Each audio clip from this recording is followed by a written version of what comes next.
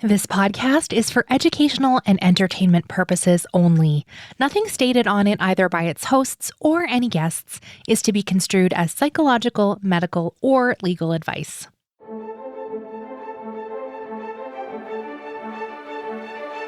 You are listening to Adoptees On, the podcast where adoptees discuss the adoption experience.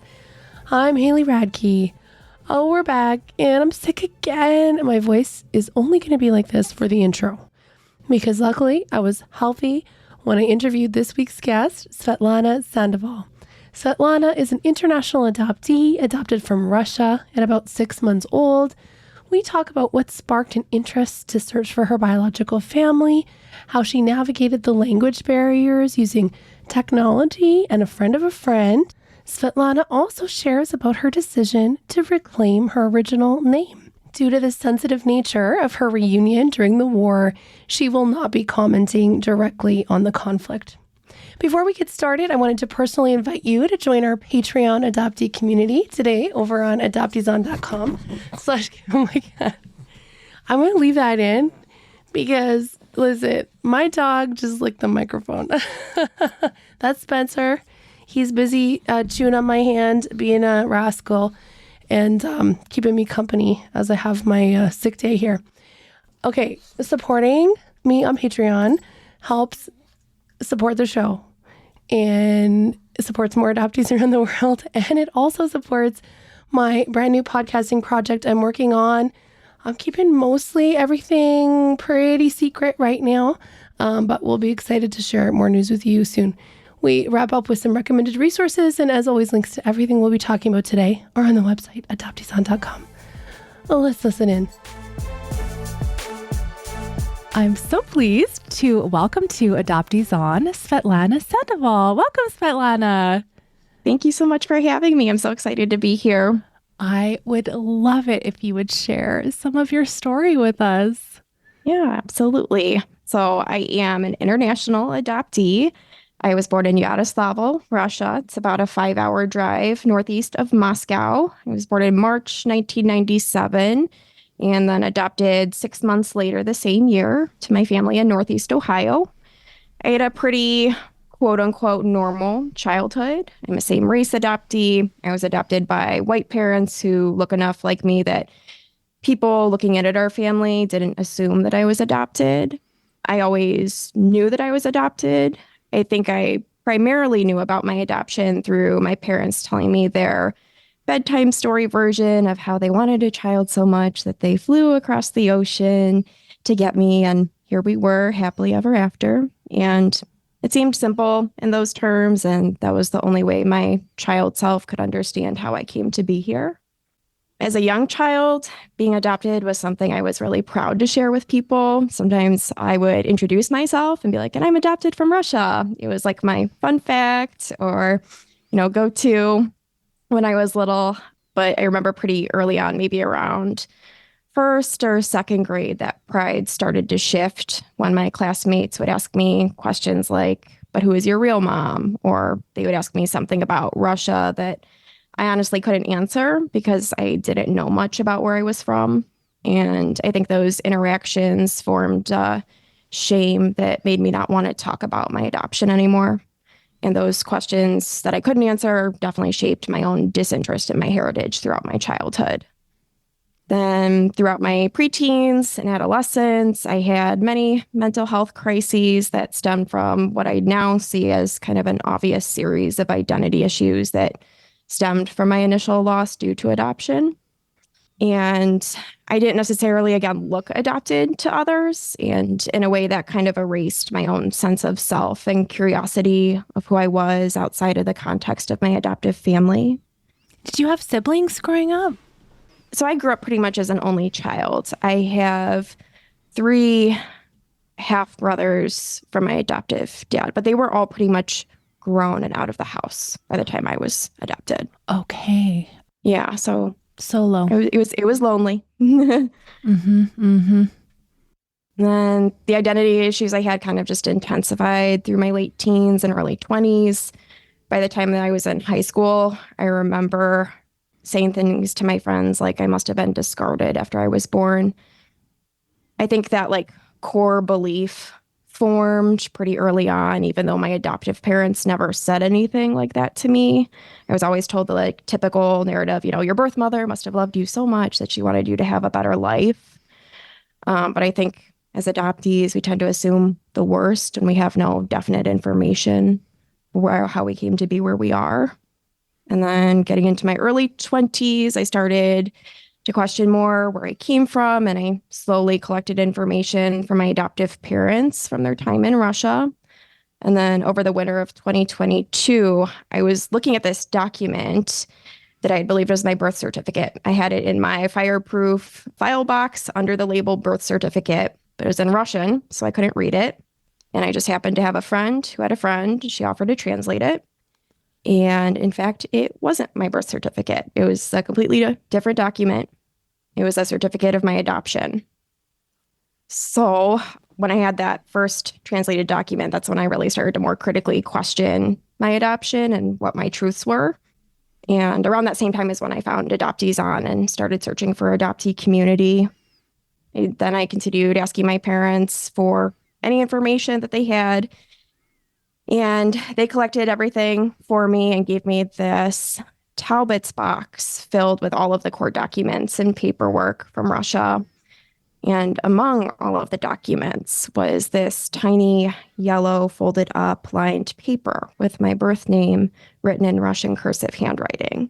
And wrapped up in this paper was this little silver Orthodox cross necklace that had been left for me. And that necklace gave me more information than all of the documents. Just knowing that something had been left for me immediately changed that internal narrative that I was discarded. And then in the documents, I also had access now to my birth mother's name, her date of birth, some other identifying information. So I started searching for her on Russian social media sites. She passed her name on to me. So we share her first name. And unfortunately, Svetlana is like the most common Russian name.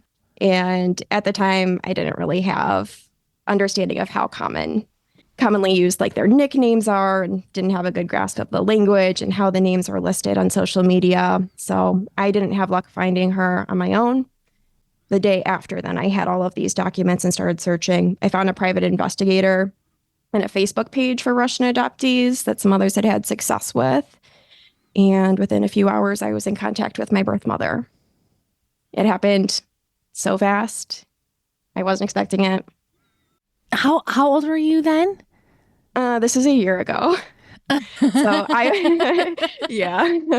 This is new. I was 25, about to turn 26. I'll be 27 next month. Yeah. So it's all real new still.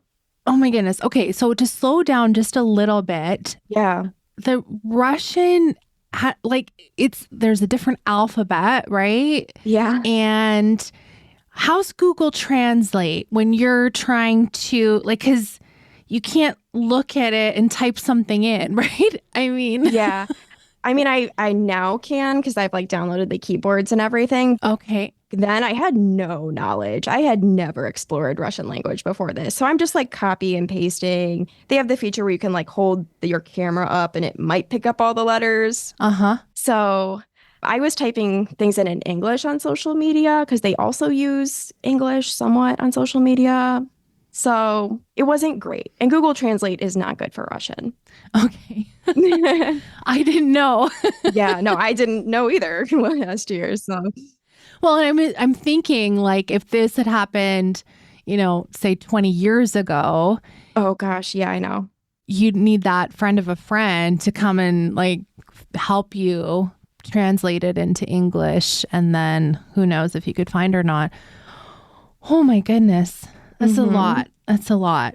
So this is going really fast. The investigator finds your mom, and yeah, within a few hours, I was in contact with her. I had her phone number. I had her picture. And, I sent her my introductory spiel.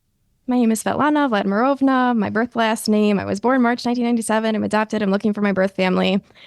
And her response was totally skeptical. She thought I was a scam until I sent her a photo of the necklace and the paper it was wrapped in. And she immediately recognized my grandfather's handwriting. And our connection was verified. Wow.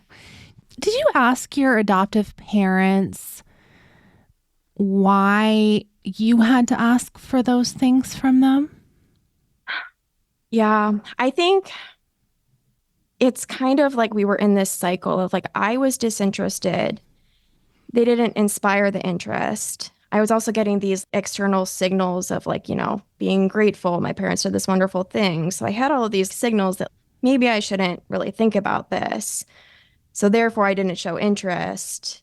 And they've sometimes had like, well, you didn't show interest. I'm like, yeah, I didn't show interest. So it was just like in this cycle of like, they weren't nurturing the interest. So I wasn't showing the interest. So I have this obsession with objects that were given or left with us, and finding out how folks eventually even find out these things exist, because often they're not given to us. yeah. So it's interesting that they did have it waiting for you for when you asked. A lot of it, I really do believe too, it was just put away. They didn't have to worry about it once they had me here. So I don't think they honestly like remembered everything that they had or the details of the information. It really just sat in the closet and we didn't have to look at it. So that's where it stayed till last year. So you said it's your grandfather's writing? Yeah. So do you know your story now from your mother? Yes. Oh. Since then, I've been in this like virtual reunion with them. I have babushka, grandma, diadushka, grandpa. I've got a little brother. He's 5 years younger than me, an uncle, cousins, aunts. So we've spent the year just trying to like catch up and make up for our lost time.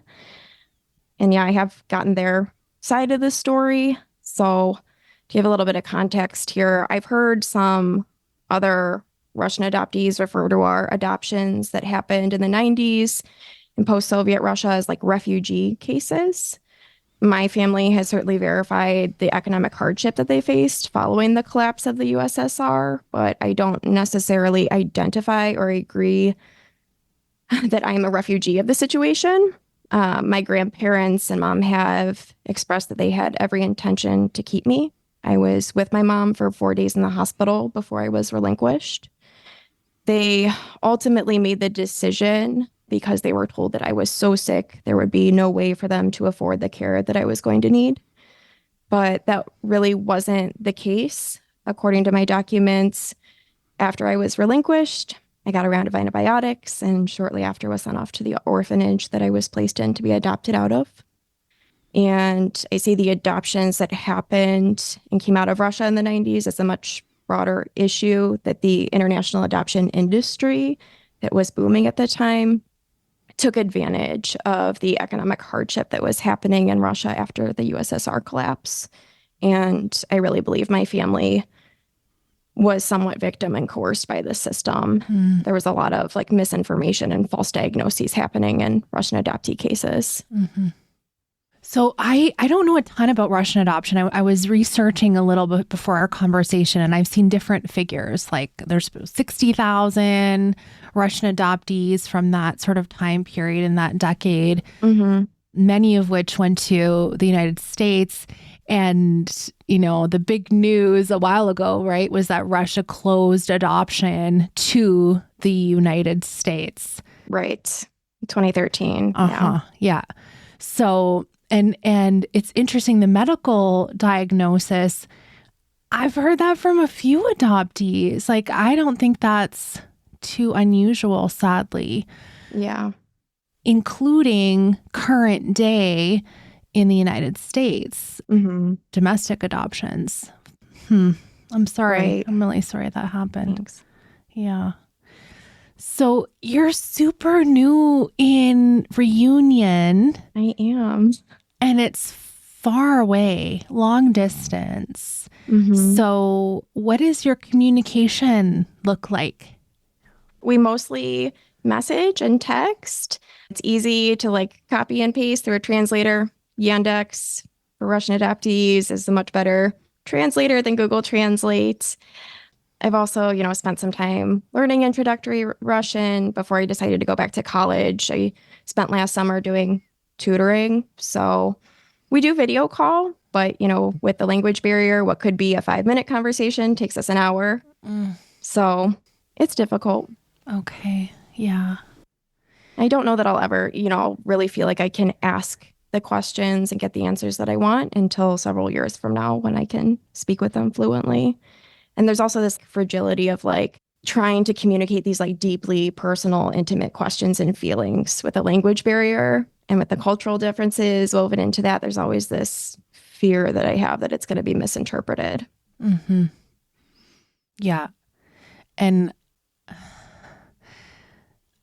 what I was thinking in my head is I'm like, well, and it's really easy to stop communication when you're so far apart. Yeah. It feels less consequential, I guess. I don't know. Yeah. No, and that's definitely been a fear. I think it was a fear more so earlier on. And now the fact that we've continued to be in communication and plan to meet one day when that's possible, they're still as involved in my life as like we can be virtually today as they were a year ago after I found them. Mm-hmm. You mentioned cultural differences. Growing up, you knew you were from Russia, but did you know what that meant, where Russia was, like anything about Russian culture? No. I mean, yeah. I mean, yes. Okay. So I knew where I was born and I could point to that on the globe or on the map. Okay. Uh-huh. I knew about Russia the way I think most Americans know about Russia. It's Matryoshka dolls, it's vodka, it's bears, or it's the bad guy in the movie. That was the general understanding that I understood because that's all that I really was exposed to. Mm-hmm. My parents did have some things in the house. A lot of my like children's books and fairy tales were like U.S. adaptations of Russian fairy tales. My favorite one was The Little Snow Girl. What's that? I'll have to send it to you. I don't remember the author's name right now, but The Little Snow Girl, it's this Russian fairy tale. It's very Americanized in the book that I had, but it's a story of this little girl that's made of snow and her parents aren't made of snow and they bring her inside and make these things for her. And one day she melts, but then she becomes a real girl. And that's not really the story of The Little Snow Girl in Russia, but it had these like illustrations that had like some of the Russian folk art in it. Little Snow Girl in Russian is like, they have a different version of our version of Santa, and she's like his sidekick. And she has like different backstories depending on what era of Russian folklore you're looking at. So the Americanized version is that you're made of snow, your parents are not, so you're adopted and you are brought into the house to melt. Yes, literally, yes. And be formed into what they would like you to be. The little girl that they wanted. Yes, you heard that correctly. Oh, good.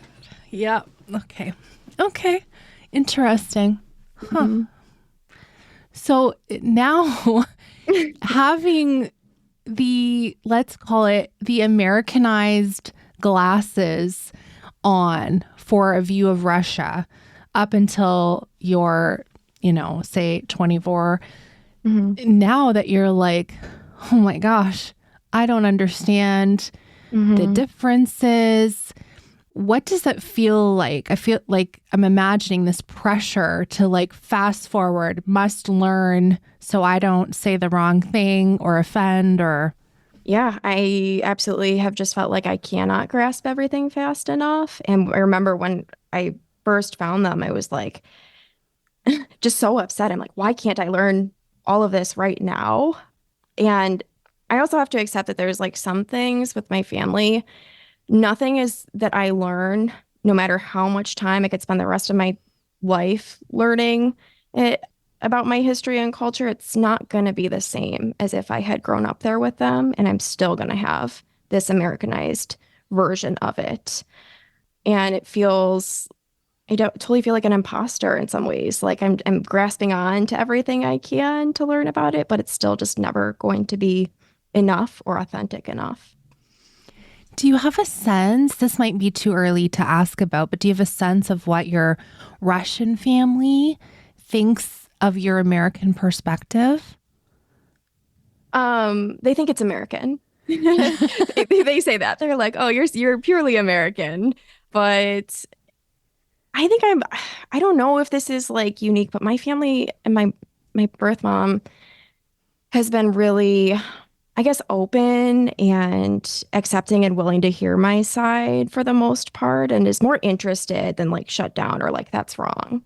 And I think, they just accept that I didn't get to grow up with them. So Hmm. I have a different version. Yeah. I know you can't speak for transracial adoptees because you are internationally adopted, but same race and could kind of blend in. Mhm. You're white, beautiful, blonde, like you're beautiful, beautiful, traditional American beauty too, right? So I'm curious if you have heard from fellow international adoptees who are transracially adopted, and if you can relate to their stories on a cultural barrier. Yeah. You know what I'm trying to say? Yeah, I think so. I'm trying to ask you this, but okay. Yes and no. I feel like I relate to other international adoptees a lot more in those respects of like this loss of language that makes it hard and the loss of culture and literally being displaced on another continent. And like in some ways, we've had to like physically adapt to being on the other side of the world. But I don't know. I guess I feel like I respect that like my and understand my experience because I am still a same race adoptee is not comparable in that way.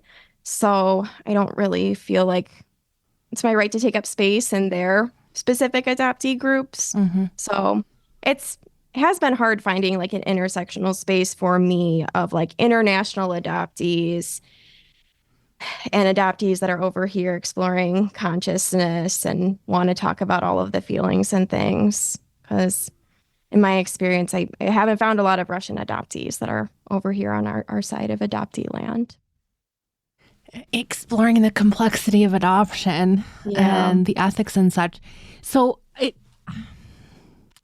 I am curious, and let's talk a little bit more about that, because in the ethical or unethical side of adoption, I know that many adoptive parents have pursued or did pursue international adoption from Eastern European countries, especially in the decades we're talking about here in the 90s, in order to have white children, at a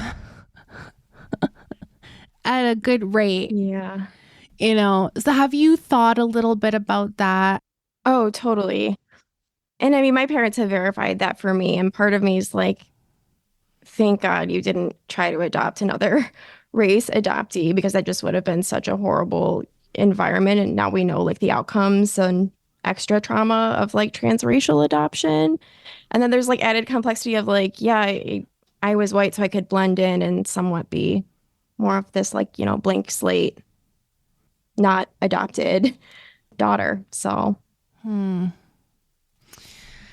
Yeah, I know there was a lot. We've criticized Korean adoption many times on this show for their exporting of children, but I know that was happening a lot in some of the those countries too. I won't speak specifically to Russian adoption because I don't know, but I think there's the same level of white saviorism in international adoption. It was like we were being saved no matter where we were coming from. We were being saved from like I said, I've seen others referred to us as refugees. Like it was saving us from Russia. okay. The same way it was saving us wherever else the other international adoptees were. being done. So from the collapsed USSR, the poverty, Yeah, right. all the tropes, stereotypes that you can think of. Okay. So I know you're one adoptee. You're not speaking on behalf of all Russian adoptees. Why do you think that there are fewer Russian adoptees speaking publicly and critically about adoption? I think there's probably several reasons, but I guess my most general, guess is I know that I really rejected my heritage and culture when I was little because it was just these like really broad stereotypes that I mentioned earlier, and there was no curiosity there or really any redeeming qualities or places that I saw my culture being portrayed in a positive light that made me want to explore it. So my guess is maybe there's just this internalized shame. And I mean, for me, that also made me like ashamed of like adoption and being adopted. And I just wanted to not be adopted.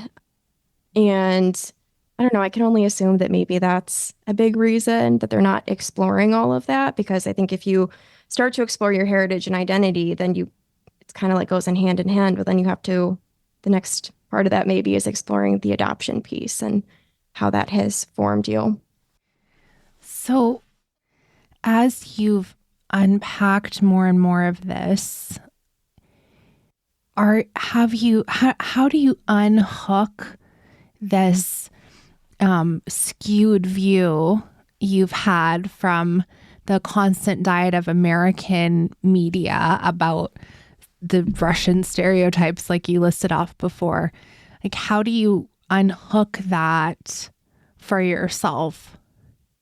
For me, my family, just knowing my family has like just humanized this before what was just an idea of Russia, and like getting to know them and having connection with them and sharing recipes with them and cooking their food. And that's really, they're my bridge to like humanizing this part of me that before was just stereotypes. Now that you've shared a little bit publicly about being a Russian adoptee, we're in a time where Russia is not only portrayed as from, movies as the big bad, it is in the news all the time because of the war. So how are you able to interact with people who may criticize you personally for the fact that there's this world event going on that you live in the States, you have nothing to do with? Like you're very separate from. It's unfortunately, I haven't had any like big confrontations yet so far. I know some people that have. Okay.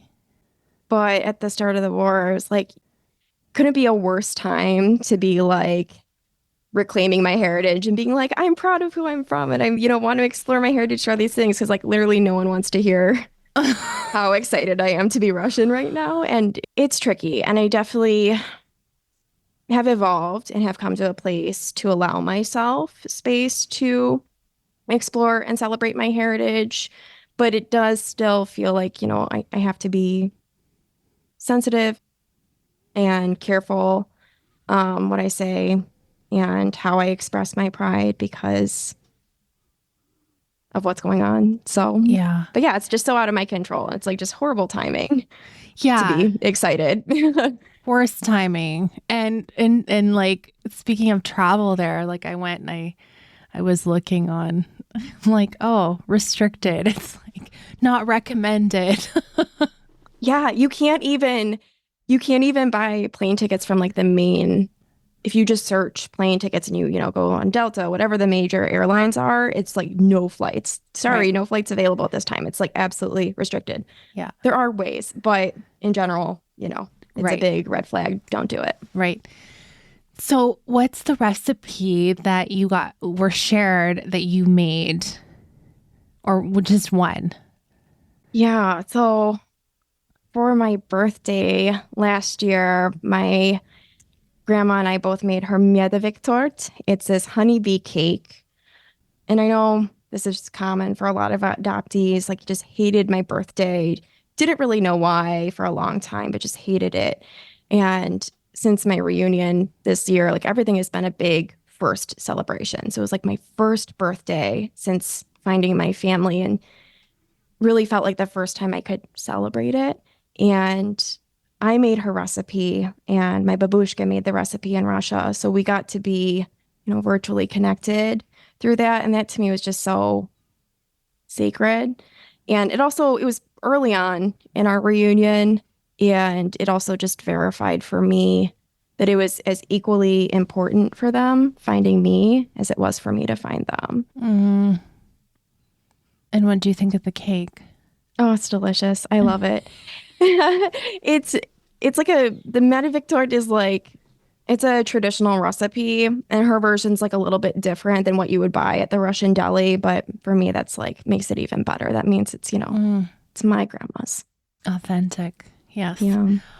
Oh, that's so special. Okay. So your name at birth was Svetlana Mm-hmm. and now it's Svetlana. Yeah. Did you grow up as Svetlana? Absolutely not. Okay. No. My adoptive parents changed my name.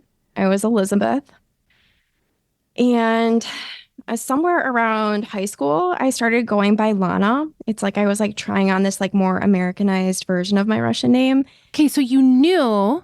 Oh, I knew what my name was. And then I like started like, kind of trying it on in high school, but I totally denied it. People would be like, "Where'd Lana come from?" And I'd be like, "I don't know. I think I heard once that Lana Del Rey's name is Elizabeth. So maybe Lana's a nickname for Elizabeth." So I totally like tried to disguise it and whatever. But I was totally just trying to try on this part of me. My friends called me Lana. My teachers called me Lana. My family kind of made fun of it. And it didn't feel good after a while. And then by the time I was like getting married and I just didn't want to like explain my name. So I was like, I'm ditching this. I'm going back to Elizabeth. It's easier for everyone. And now I'm like, I just want to hug my teenage self and be like, no, you knew who you were. I wish I had felt supported to like explore what my name meant to me at that time, because I decided to take back my birth name after I found my mom and, she passed on her name to me. And it's like, I can feel a change in my nervous system in the places where I only exist as Svetlana. There's only a couple of those places right now because I'm still I'm still new to the name change within the last year. So there's plenty of places where people don't know what to call me. But in the places where I'm only Svetlana, like it just calms me and soothes me and I feel it in my core. And it's like, this is who I am. And it's really frustrating too, trying to like explain to people when they look at me and are like, "Oh, that's so radical. You've changed your name. Like, how do your adoptive parents feel about that?" And I'm like, no, that's not the crazy part. Like, I'm just taking back what was mine. I've always been Svetlana. I've always been Svetlana. I love that. You said you knew what your name was. Mm-hmm. How did you know what your name was? My parents told me. They shared that. Like when I asked, I really don't remember, like the conversations were short and not too in depth. And I think they would tell you it's because I didn't ask more. And I would say I didn't feel like I could ask more. But that was just one of the things I knew, along with being adopted, that was my name. Yeah. How is your relationship with your adoptive parents? Continuing to evolve and change. Well, you're a mid-20s girly, Yeah. married, reunion. It would be anyway. So, right. I mean, it's changed a lot just in the past year, I'd say, since my reunion. I was, again, pretty typical, terrified to tell them that I was in reunion, but they've mostly been, they have been really supportive. There have been moments where, I wish they could have shown up for me in a different way or asked more about my family. Primarily is like where I feel the gap sometimes is like, it feels like two separate things. And if I don't volunteer information, they won't ask about it. It feels like, I don't know, if you don't talk about it, we won't talk about it because we don't want you to feel like you have to talk about it. So again, it's this like cycle sometimes. But it's been interesting for me too, because I always felt like I had a pretty strained relationship with particularly my adoptive father. But recently, it's really kind of been cool because he's connected with me and like has seen my story as an immigrant because he's a first generation immigrant. And so I just like, it's totally kind of been a surprise for me that he has, I guess, understood, and I feel really seen and heard from him in my need to go see my family eventually. And he's just like, yeah, of course, absolutely. Like it makes sense to him. And we've, I guess, connected in that a little bit over food too. And so, Okay. yeah, it's interesting. So you talked about this desire to go and meet your family IRL, and I've heard this rumor that you can keep your Russian citizenship if you're an international adoptee from Russia. So they've sent you off abroad somewhere, whatever country, that you have Russian citizenship until you turn 18, and then you either have to accept it or deny it. I don't know. Yeah. So this was news to me. Okay. Yeah. So I'm going to give you a little bit of background here on my adoption agency. So my parents were told when I was naturalized as a U.S. citizen, my Russian citizenship was renounced. So I was only a U.S. citizen. Wasn't the case. So like, I'm going back here again to give a little context. Like my adoption agency was actually shut down on a federal case in 2016. Most of the charges were fraud related. I've talked to some other adoptees that were adopted through them too. And we have a lot of shared accounts of like our parents' stories of like the blatantly unethical practices and bribery that was done at the time. Whoa. Yeah. So it's not really surprising to me that my parents were not told the truth about my citizenship status. But it's, there's no handbook. So I'm just kind of like figuring this out as I go along.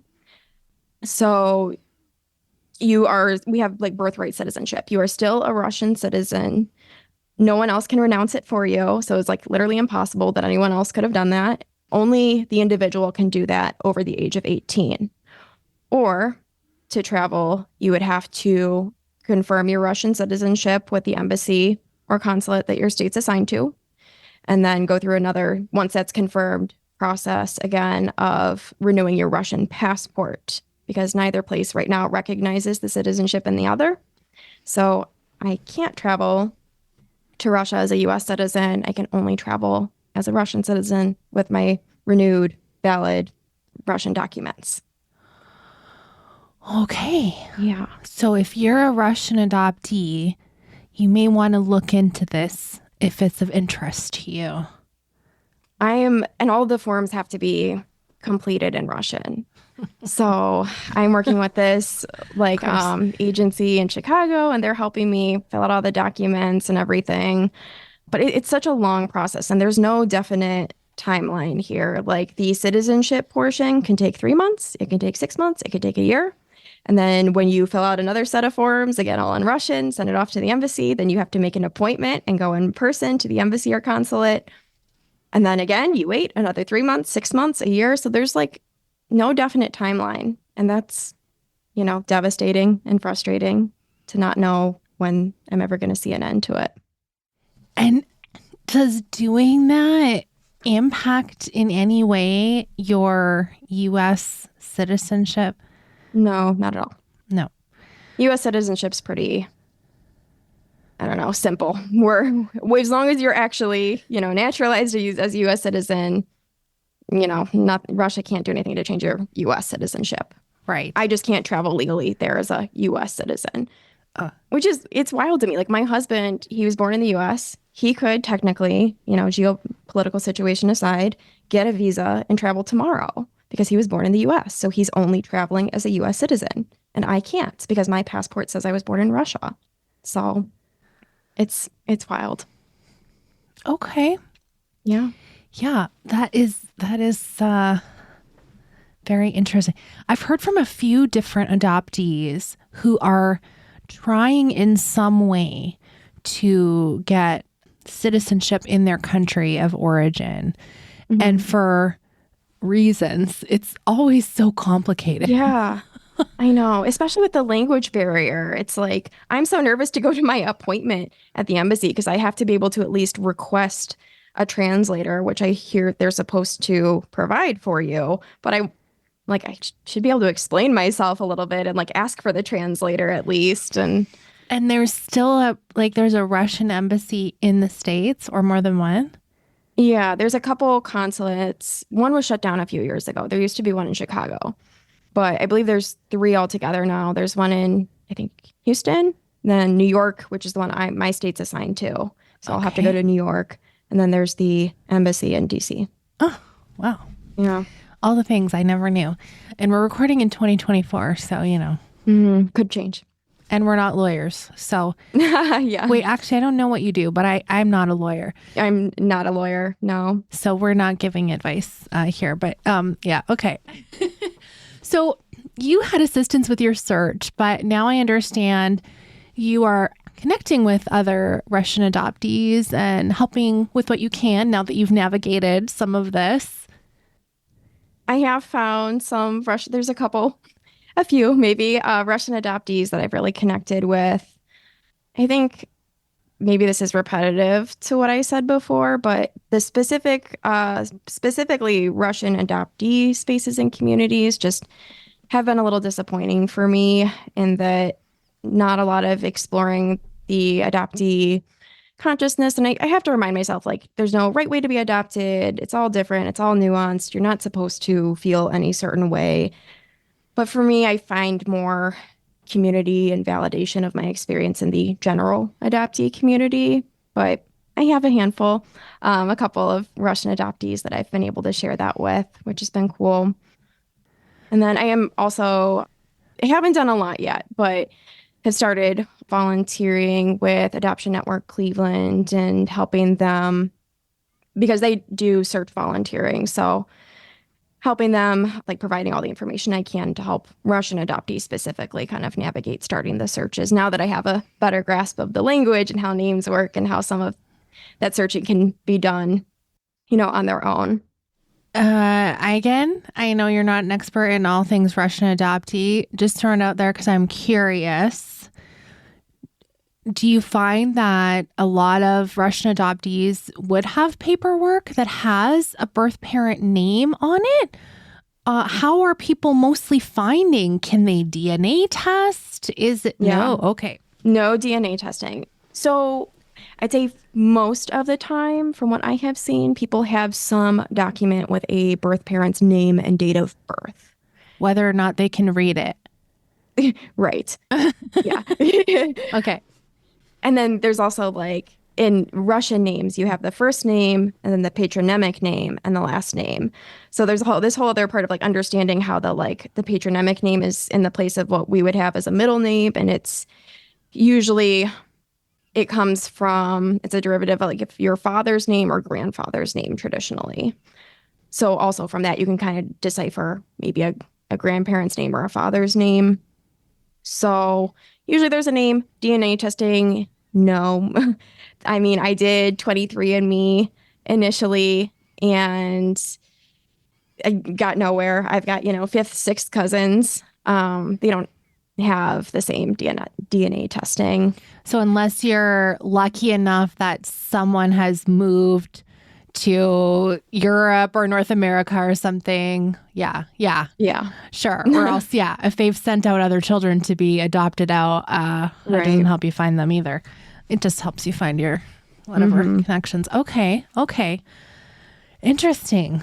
Well, I'm glad you're in community and me too. Thank you for sharing your story and some of your expertise now on the topic. Is there anything else that you wanted to make sure you shared today with fellow adoptees or fellow Russian adoptees or anything like that?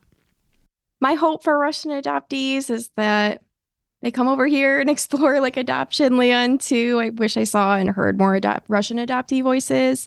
I remember when I was first looking for adoptee community, I was like searching for Russian adoptees on these podcasts, like Adoptees On. And I don't know, I hope my voice is that assurance for someone else who doesn't see someone else over here from Russia. So I'm going to just make a little guess. I don't know if this is the case or not, Mhm. but I'm guessing it's because you're all so young still. yeah. And there's this other factor that there's like not going to be more of us, right? Like they were cut off. So it's like, this is kind of it, Mm-hmm. which is a good thing. But like, let's not internationally adopt maybe, but yeah, it's limited and this is what we've got. So this is what we have to work with. Yeah. So I'll say the thing that you're kind of hinting around at. The Russian adoptees that I have interacted with most online, there is still just mostly gratitude and rainbow heart eyes over the whole thing. Yes. And like you said, people can feel any type of way they want about adoption. That's fine. However, I think you mentioned this a little bit earlier. With that prejudice that is built in North America surrounding our media intake as Russia as the big bad, it must be easy to be like, oh, thank God I was saved Right. out totally. of Siberia or wherever. No. Yeah, I'm like trying to dance around it and be nice to my fellow Russian adoptees, but that's totally the case. It's like this gratitude, and yeah, it goes hand in hand. It has to with like this perception of we were saved from these stereotypes of Russia. Mm-hmm. And maybe my case is just unique, and I'm seeing it through my other heart-shaped glasses. But like my family, knowing them has just verified for me like this. This is not a better life. This is just a different life. This is just an alternate life that I'm living. Mm-hmm. Well, thank you. Thank you. You mentioned earlier about the Adoption Network Cleveland, and I was going to recommend that because you wrote a piece for them, which is really great. We'll link to that in the show notes for folks. Lost and Found Heritage, an International Adoptee Journey. And so you chronicle some of your story for us and some of the things you've changed your mind about, I guess, through Reunion. But they have this Monday evening speaker series that I've gone to a few of them, and I didn't realize the whole thing is on YouTube, all the recorded discussions. That's awesome. Yeah, so they have fellow adoptees on, but they also have other folks on who've got books or documentaries or things. The ones I went to, there was a few therapists who've been on our show before, who've been on. And I went to see Ann Fessler, who wrote The Girls Who Went Away. And I really enjoyed that conversation. That was in 2021, Svetlana. It was like, that was pandemic times. But it's so good. Have you been to some of those? I have. Not as many as I would like, but it was a few months ago now. Susan Kyo-Ito is on there. And they've had like a really good lineup this year. They've got some other good ones coming up, and it's free. It's virtual. You just sign up, register online, and like you said, they're all available afterwards too on the YouTube. So we'll link to the YouTube playlist of the ones that are recorded and their current and upcoming events, so you can see who's coming. But I really like that they focus on just like a variety of topics that many of us would be interested in, whether it's searching or emotional support or. I saw they've got some donor conceived things happening, and yes, very, very good. Okay, that's our joint recommendation. But what else? I know you had one more thing you wanted to tell us about. I wanted to recommend Michelle Zauner's memoir. People might know her as Jay Brecky or from the band Japanese Breakfast. Her memoir is Crying in H Mart, and it's not adoptee specific, but her memoir is about her connection through her heritage food. And she talks about the imposter syndrome of when you lose a biological family member, not feeling fully your heritage enough to fit into those immigrant spaces anymore. And it just really resonated with me. And I'd like think it's a good resource for other adoptees who feel that imposter syndrome in their heritage. Is there something that you think, I'm going to talk about food again, is like traditionally Russian that you're like, oh, I know this is like their favorite thing, but like I can't. I should though, because I'm Russian. Totally. Luckily, I actually have genuinely enjoyed things. Most of the things that I've made, there is this recipe I have not made yet. It's this like fish milk casserole. And I'm like, I don't know. I'm going to make it eventually, but we'll see. And my uncle recently showed me this, like, it's like very Soviet era food. Like, I don't know how else to describe it. It's like chicken jello in a mold. And it's literally like shredded chicken and jello. Reclaim your heritage if you must. Maybe I think I'll just save that. I'm like, I'll wait for that one. You can make that when I go there. I'm not gonna do the jello and chicken, but yep. Oh, good. I'm glad I asked. All right. So where can we connect with you online if we would like to see photos of you trying fish milk casserole? Just kidding. Those aren't there. I do. I mostly share like on my Instagram about like me exploring my heritage through food and stuff. That's my primary platform. And my name is still _Svetlana. And then I will also leave you my email address to put in the show notes. Okay. Awesome. Thank you. Yeah. Thank you. It's been so good getting to know you today. I've really enjoyed. Yeah, no, it's absolutely been an honor. Thank you so much. I am so, I guess, just honored to be your first Russian adoptee. So thank you for having me. Thank you. Thank you so much for hanging with us today. I really loved my conversation with Svetlana, and, I actually follow her on Instagram. I found a lot of amazing, interesting adoptees on Instagram. So if you want to follow along with what's happening with Adoptees On and any new show news, we will post that on Instagram. You can find us at Adoptees On. And if you know another adoptee, perhaps one that is also from Russia, would you consider sharing this episode with them? They'll probably find it super helpful. And thank you so much for listening and bearing with my voice and my little pop noises in the background. Thank you for listening. Let's talk again very soon.